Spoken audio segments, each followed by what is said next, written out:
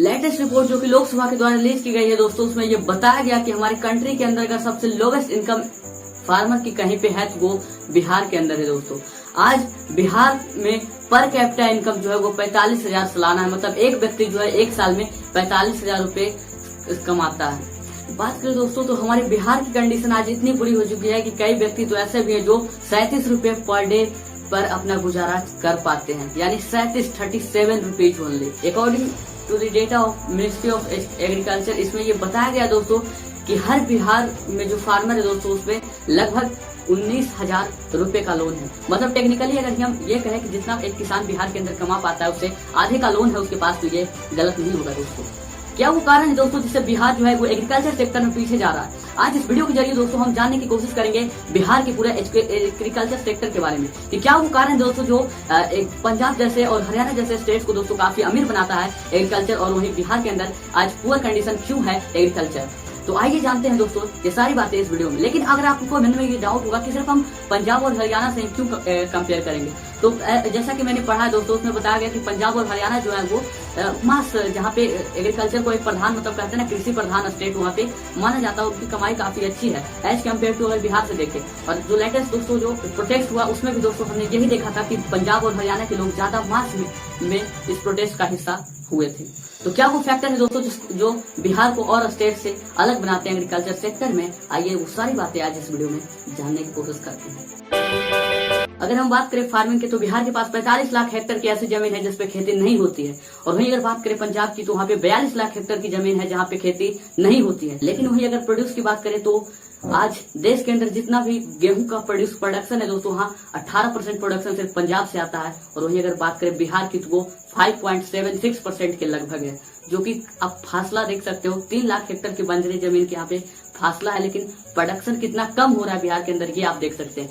एक तरफ जहां बिहार आईटी और इंडस्ट्रियल सेक्टर में पीछे होते जा रहा है दोस्तों, आज वही ऐसा सिचुएशन एग्रीकल्चर सेक्टर में भी रियलिटी ऐसा बन चुका है कि ये एग्रीकल्चर भी एक लॉस मेकिंग ऑक्यूपेशन बन चुका है बिहार के अंदर। आज 50% जो बिहारी हैं दोस्तों वो माइग्रेशन के लिए निकल चुके हैं। मतलब 50% ऐसे लोग हैं जो माइग्रेशन के लिए मजबूर है अपने लाइवलीहुड को जीने के लिए दोस्तों। और उसमें ये रिपोर्ट एक रिपोर्ट ऐसा बताता है दोस्तों कि 80% जो माइग्रेशन हो रहा है उसमें जो 80% लोग हैं उस माइग्रेशन के अंदर उनके पास खुद की जमीन नहीं है, या तो वो दूसरों से लैंड लेकर काम करते हैं या फिर वो बाहर माइग्रेट कर जाते हैं। यह सिचुएशन है बिहार के एग्रीकल्चर सेक्टर के अंदर, और सिस्टम कितनी आज लाचार हो चुकी है एग्रीकल्चर के अंदर ये आप देख सकते हैं बिहार में।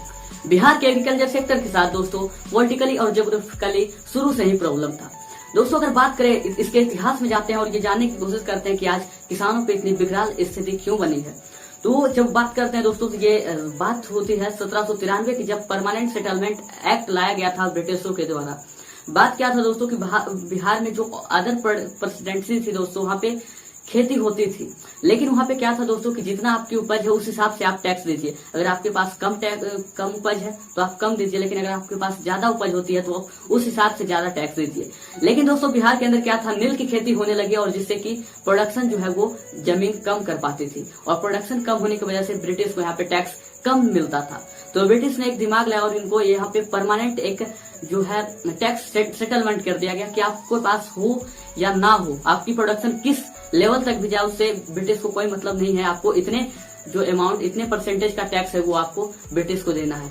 और होने क्या लगा दोस्तों, नील की खेती जबरदस्ती यहाँ पे किसानों के साथ करवाई जाती थी, जो कि ना तो उग पाता था और ना तो किसान उसको कंज्यूम कर पाते थे। इस वजह से दोस्तों यहाँ पे टैक्स बढ़ता चला गया और प्रोडक्शन कम हो गया, जिससे कि किसान जो है वो अपना घर जमीन बेच कर दोस्तों इस टैक्स को भरते थे। और यहाँ पे जैसा कि आपको पता है कि टैक्स के 3 सिस्टम थे, रोयटवाड़ी दोस्तों, जमींदारी और मालवाड़ी। इसमें जो बिहार था वो जमींदारी लेवल पर था, और जो किसान अपना टैक्स नहीं भर पाते थे उनको अपनी जमीन देकर इस टैक्स को चुकाना पड़ता था। तो यहाँ पे हिस्ट्री भी काफी यहाँ पे बिहार को शुरू से ही जकड़ के रखी है, इसके जो पीछे होने के कारण है इसमें। सेकंड, इसका अगर ज्योग्राफिकल की बात करें दोस्तों तो बिहार की ज्योग्राफिकल कंडीशन शुरू से ही ठीक नहीं है दोस्तों। एक तरफ जहां बाढ़ आ जाती है, फसल किसान रोपा तो बाढ़ आ गया, तो इससे पता चला कि सारी फसलें जो है वो बढ़कर तैयार हो चुकी है। डिफोरेस्टेशन के कारण दोस्तों सॉइल इरोजन भी देखने को मिलता है बिहार के अंदर, और इनफैक्ट सारी जो स्टेट है वहां पे। और एक तरफ एक जो ज्योग्राफिकल कंडीशन बिहार के अंदर यह भी है कि यहाँ पे एक तरफ ड्राफ्ट भी आ जाता है, मतलब एक तरफ सुखाड़ एक तरफ बाढ़।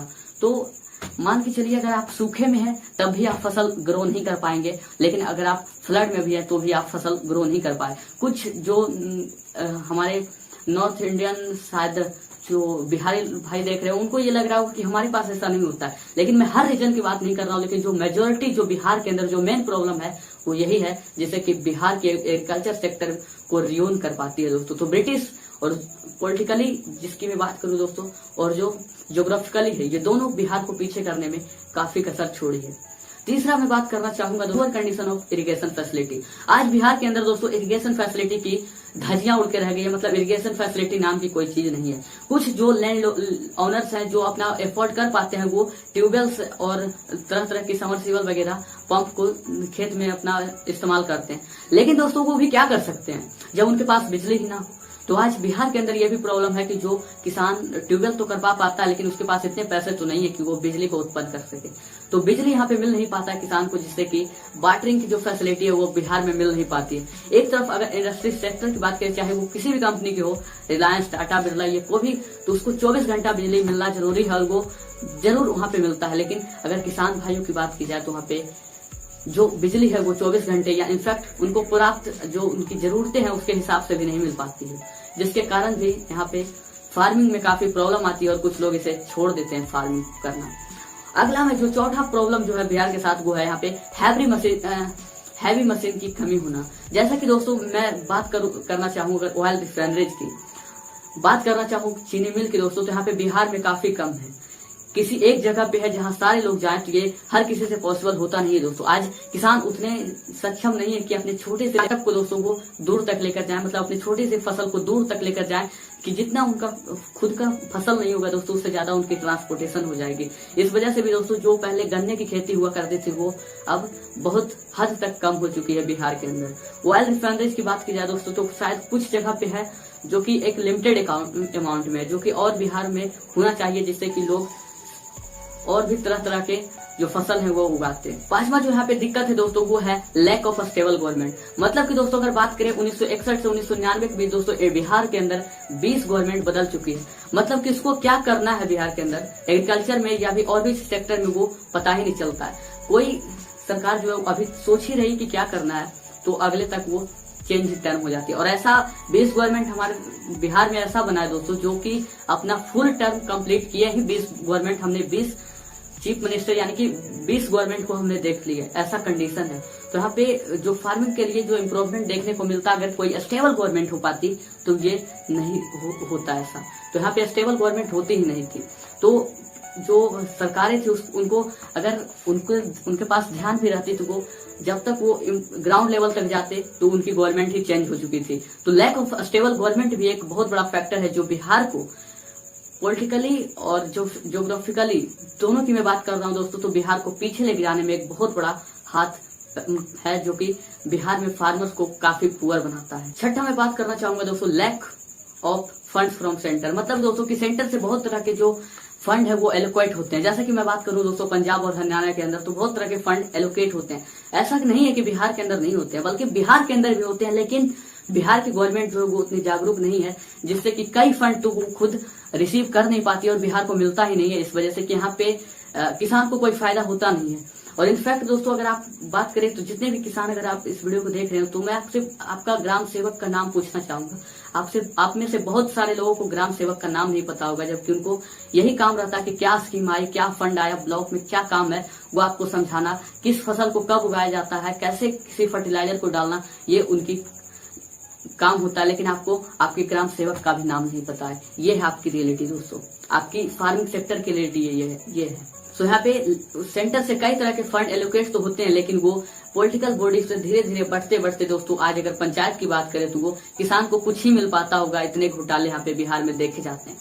सातवां अगर मैं बात करूं दोस्तों तो यहाँ पे लैक ऑफ एमएसपी की भी कमी है। 2006 में इस सिस्टम को हटा के दिया गया दोस्तों की, जिससे कि जो मतलब कि अगर प्राइवेट कुछ जो किसान है दोस्तों, जो छोटे लैंड ओनर है, वो अपने जो फसल है उसको ज्यादा दूर मंडी में लेकर जा नहीं पाते हैं कुछ कारणों की वजह से, क्योंकि जितना उनका फसल नहीं उससे ज्यादा उनकी ट्रांसपोर्टेशन की कॉस्ट लग जाती है। इस वजह से वो प्राइवेट जो मिडिल मैन है, जिनको हम आप बिचौलिए कहते हैं, उनको वो देने पे मजबूर होते हैं, जिससे कि उनको काफी घाटा होता है। अगर बात करें दोस्तों 2016 से 17 के बीच तो एमएसपी जो है वो भेंट पैडी और मेज पे दोस्तों वो 1625, 1410 और 1365 थे। लेकिन बिहार में एक्चुअल किसान को कितना मिला वो आपको मैं बता रहा हूँ।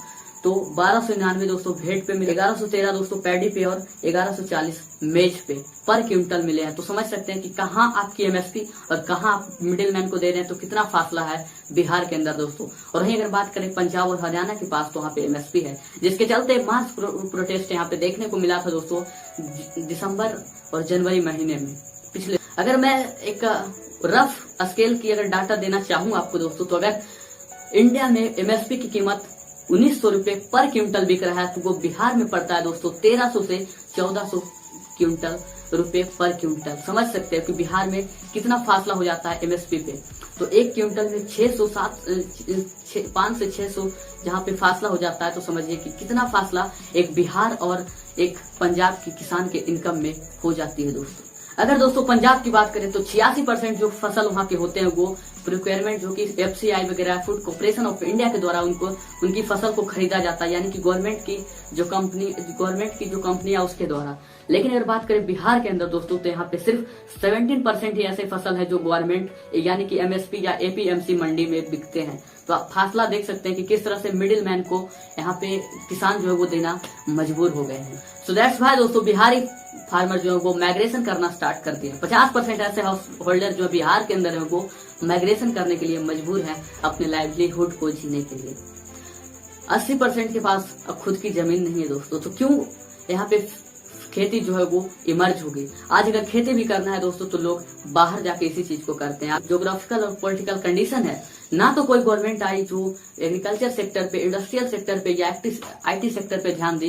इस वजह से लोग माइग्रेशन करना खुद को ज्यादा बेहतर समझते हैं दोस्तों। और वैसे भी मैंने कई वीडियो में ये बात कर चुका हूँ कि बिहार जो है वो आपकी काबिलियत आपकी नौकरी से देखती है और आपके टैलेंट जो है आपकी कमाई से देख पाते हैं कि आप कितने काबिल है। वो नहीं कि आपने कितनी पढ़ाई की, कितने आप कुछ कर सकते हैं, बल्कि आपने नौकरी की ना की, ये आपको डिसाइड करता है कि आप काबिल पर्सन है या नहीं है।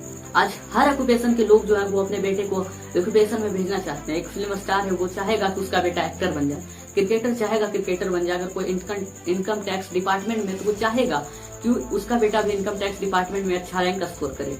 अगर कोई यूपीएससी क्लियर कोई आईएएस है, तो वो भी चाहेगा कि हमारा बेटा भी आईएएस बने। लेकिन कोई किसान नहीं चाहता है दोस्तों कि हमारा बेटा भी किसान बने। ये रियलिटी सिर्फ बिहार की नहीं बल्कि पूरे देश की है दोस्तों।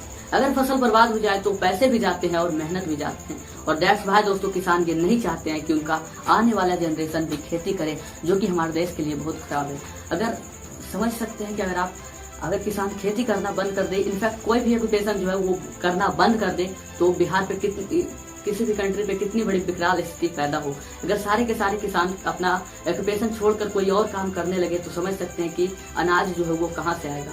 आज जो तमाम हमारे और आपके जैसे लोग जो सिर्फ फसल को उगा कर नहीं खाते हैं बल्कि खरीद कर खाते हैं, जिनको खुद उनके जमीन से आता है, तो वो बाद में कैसे खा सकते हैं। जो तमाम एसी में बैठकर खाने वाले लोग हैं, नेता हैं, क्रिकेटर हैं, फिल्म स्टार है, वो उनकी पेट कैसे भरेगी। इनफैक्ट हमारी कंट्री की पेट कैसे भरेगी जब एक किसान खेती करना बंद कर दे। तो जरूरत है दोस्तों हमारी गवर्नमेंट को और हमें सोचने के लिए कि क्यों हमारी एग्रीकल्चर सेक्टर जो है वो बर्बाद हो रही है। आज ये बिहार की बात नहीं है दोस्तों, बल्कि पूरे कंट्री की ऐसे रियलिटी बन चुकी है और धीरे धीरे यहाँ पे एग्रीकल्चर जो वो धीरे धीरे करके समाप्त हो जाएगी। जिस तरह से मुझे ये रियलिटी और कंडीशन बिहार की ही लग रही है और जो बाकी कंट्री की, बाकी स्टेट्स की है वो तो है ही।